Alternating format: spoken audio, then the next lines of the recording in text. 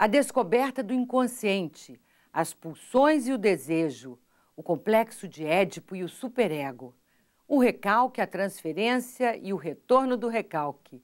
Freud e a psicanálise são o assunto de hoje em Cidade de Leitores.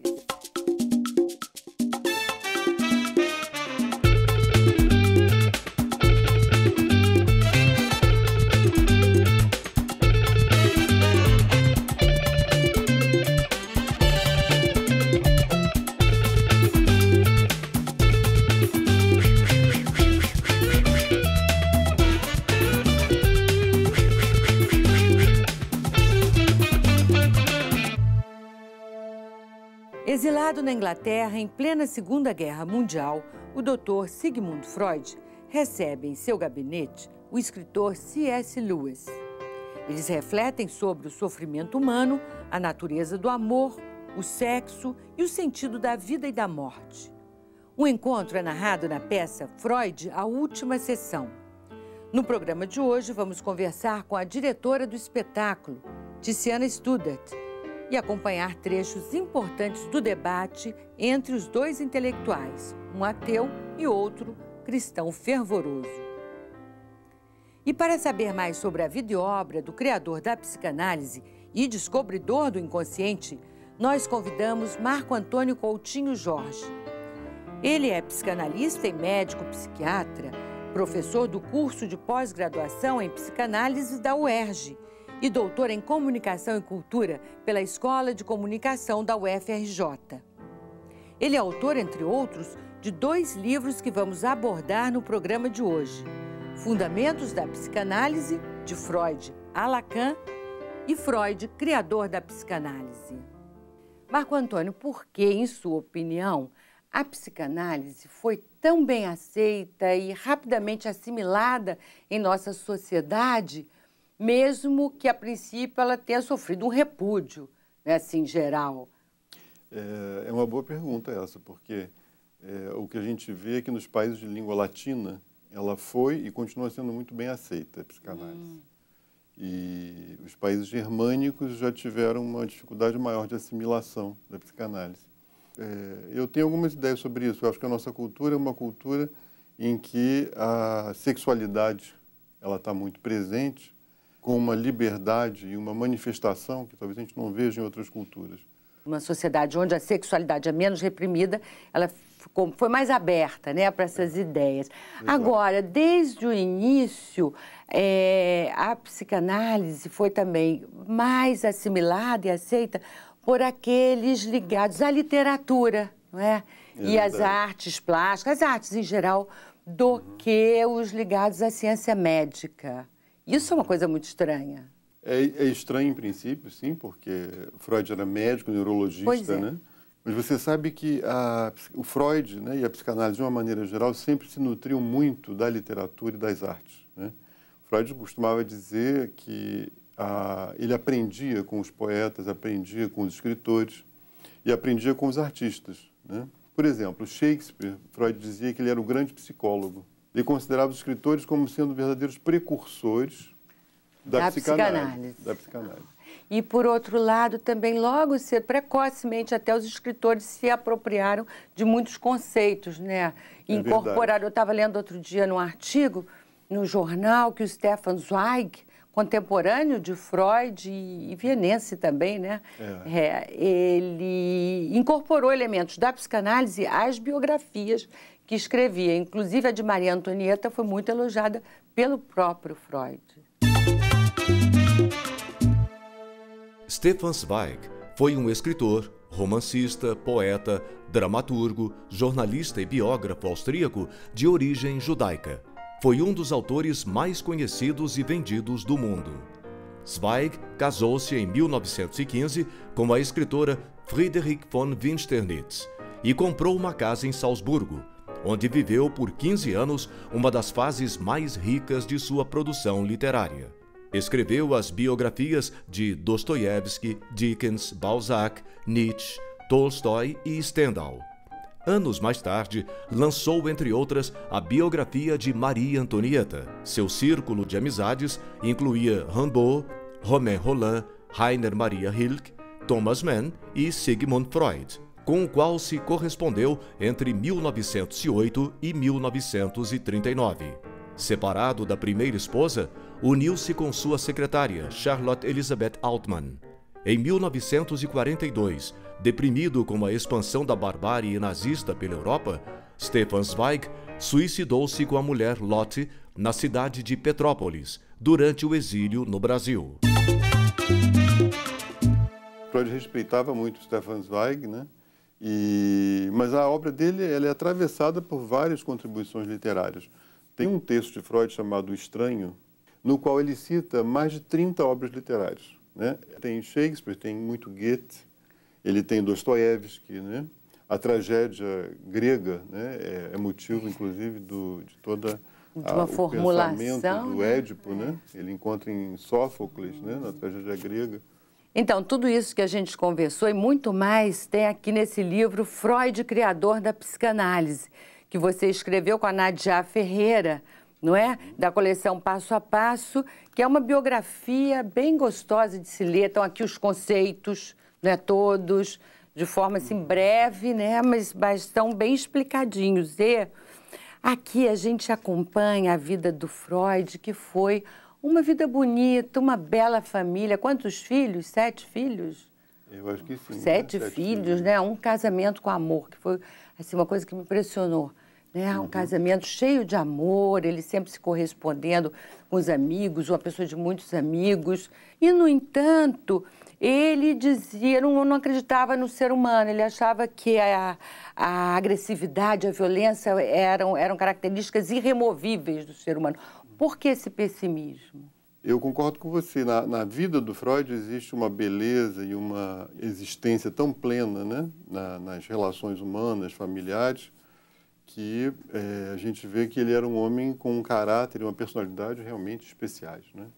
Então, mas ele realmente tinha uma visão do ser humano em que, nua e cruamente falando, era uma visão em que ele considerava o ser humano agressivo, violento e destrutivo na sua essência. Mas isso tudo veio muito aos poucos para ele, né? Não foi uma coisa que ele concebeu de saída logo, não.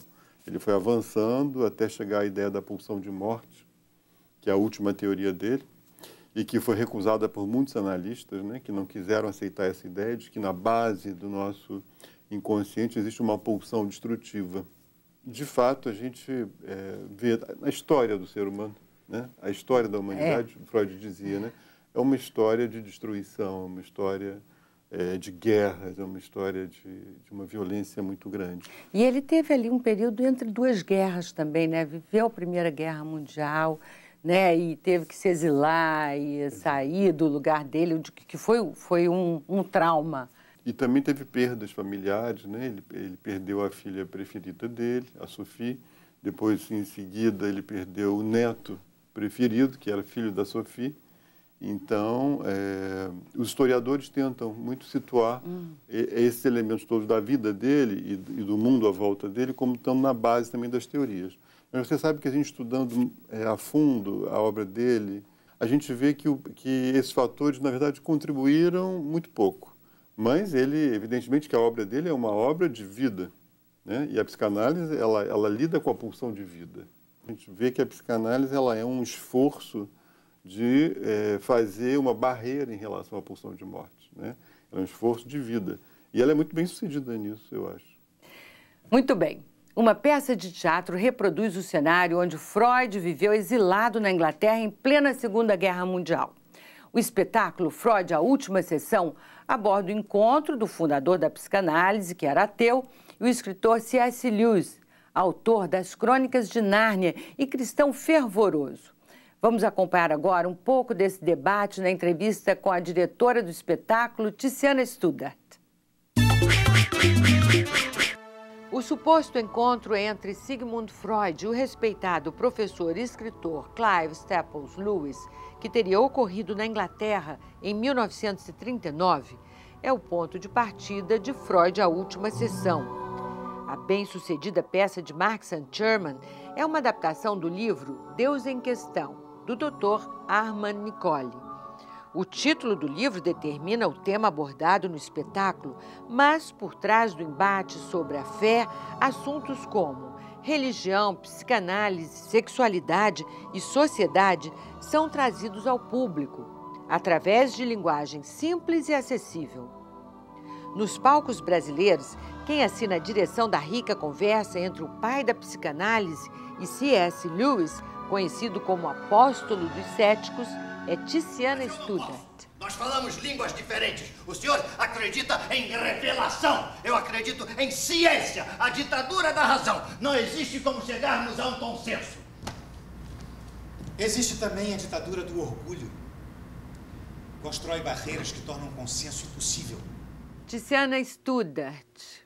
Aqui no programa da peça Freud, a Última Sessão, você diz que foi o autor, o dramaturgo, Mark St. Germain, que fez você se reconciliar com o teatro, voltar aos palcos, né? Depois de 6 anos que você diz de muita saudade. O que tem nessa peça que mexeu com você, que fez você, promoveu essa reconciliação, afinal? Durante esse tempo que eu fiquei sem dirigir, eu queria fazer um check-up, sabe? De ideias, de tudo, do teatro que eu venho fazendo desde os 25 anos e tal. Nesse meio tempo, eu escrevi um livro chamado Fora do Normal e rodei um curta-metragem. E aí eu falei, não, eu quero dirigir. Agora eu vou voltar para o meu métier, porque eu gosto de fazer. Fui para Nova York. Aí eu tô lendo ali no jornal, Freud, The Last Session, a última sessão. Eu falei, eu quero ir nessa. Só por causa do nome do Freud. E que eu achava que eu ia ver uma peça de psicanálise apenas, entendeu? De alguém sendo terapeutizado, de alguém, né? E qual foi a minha surpresa quando eu chego lá e é uma peça onde ele se encontra com C.S. Lewis, que pouca gente conhece no Brasil, mas é um dos homens mais conhecidos da Inglaterra, né? Eu sinto muito se o senhor tomou tudo isso como um ataque pessoal, mas não posso pedir desculpas por opinar sobre as suas convicções quando elas contradizem completamente as minhas. Que são? Que Deus existe. Que um homem não precisa ser um imbecil por acreditar nele. E que nós, débeis mentais que acreditamos, não sofremos, como o senhor costuma dizer, de uma patética neurose obsessiva. Eu não li o seu livro.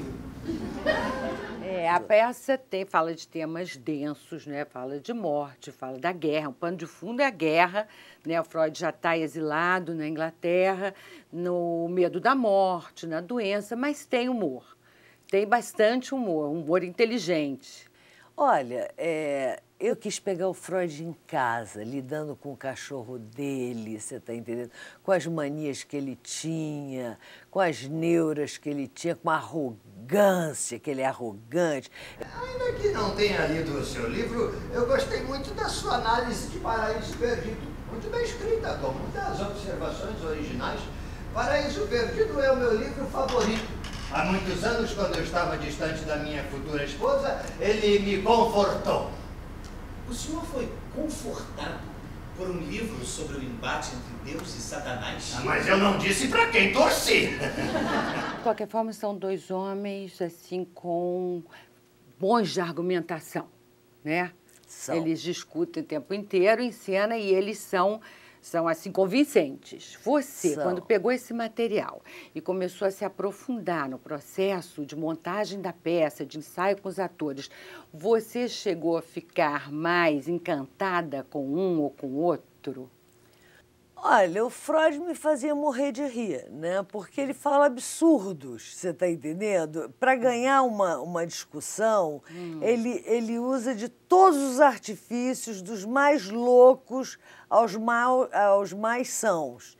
E o C.S. Lewis é uma pessoa muito centrada, que tem paz de espírito, que tenta passar uma coisa muito positiva para o Freud, né? E tentar convencer o Freud a alguma coisa. Primeiro, você não consegue nunca. Essa discussão tem uma frase que fala assim, o C.S. Lewis falou assim, eu não sei porque eu estou aqui, porque a gente não vai chegar a um consenso nunca. E ele diz assim, o Freud, pior se nós nunca tivéssemos tido essa conversa. Porque é um assunto que as pessoas evitam, né? Mas que é interessante se conversar. O desejo de que Deus não exista pode ser tão poderoso quanto a crença de que ele de fato existe. Eu diria, inclusive, que escolher não acreditar é a maior prova de que ele existe, já que para negá-lo é preciso reconhecer a sua existência. Eu nego a existência de unicórnios. Logo, eles existem. O senhor gostaria que eles existissem? Eu não sei, eu sou apaixonada pelos dois, eu sou Hora nenhuma muito você apaixonada. se sentiu assim, Eu sou mais cristã. voltada para... Então, eu sou cristã, então o pensamento C.S. Lewis é muito mais o meu pensamento. mais afinidade. Agora, O brilho, a ironia, né, de Freud, a é, ironia do Freud, o que ele levanta... O brilho da formulação, né, das ideias Além do Hélio dele. Ribeiro ser a cara do Freud. O intelectual que foi salvo por um anão com dano cerebral. Isso sim é uma piada. Tem melhor? Talvez não. Mas se isso é uma piada, quem o senhor acha que é o autor?